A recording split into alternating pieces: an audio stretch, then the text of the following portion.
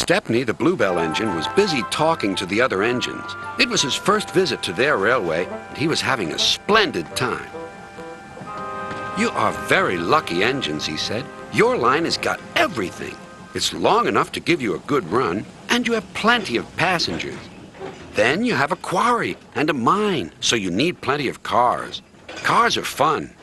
I missed them on our line." Percy was surprised. All the engines thought cars were trouble. "You're welcome to take some of mine," he said, "but you'd better ask driver first."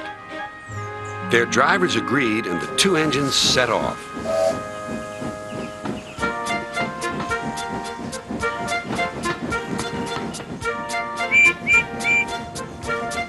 Thomas and Toby were speechless. Stepney took the cars to the harbor.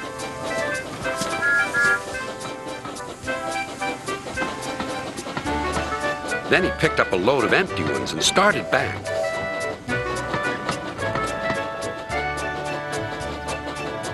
Ahead was a cricket field. The game had just begun. Stepney and his driver had to wait at a signal. "Good," said his driver. "We can watch the game."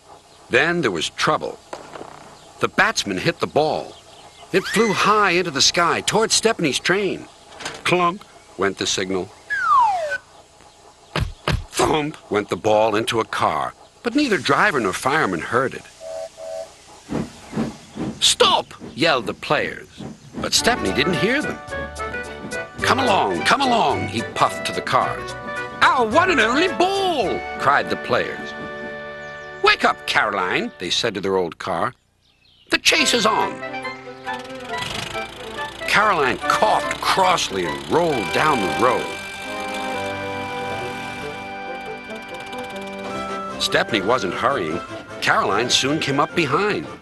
"Toot, toot," she wailed. The players shouted, but Stepney was still too far away for his driver and fireman to see or hear properly. They completely misunderstood. "If those jokers want a race," said the driver, "they can have one. Faster, Stepney, faster." Poor Carlin wasn't happy at all. She rattled along at twice her usual speed. "I shouldn't be treated like this," she grumbled. "This pace is too hot for my system. It'll fuse all my circuits." Suddenly, Stepney was nowhere to be seen. "Yahoo! That silly train has run into a hole, so we can't catch it. I can go home now." But she couldn't. Her driver pounded Carlin on up the steep hill and then down the other side toward the station. Stepney was already there when Carlin cluttered in. "We need our ball back," cried the players, and explained everything. The ball was nestled under some straw in the third car from the van. "We've found it," cried a player. "We're sorry," sighed the driver. "Oh, you couldn't help it," replied the player. "Now we must get back quickly." "You'll be lucky," said the driver. Carlin looks worn out. And she was. The driver spoke to the station master and the signalman, and they all agreed on a plan. Soon they had rolled Carlin onto a flat car with a brake van coupled behind.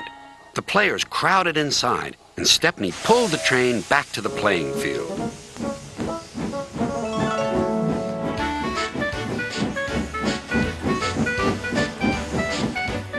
Everyone enjoyed watching the game.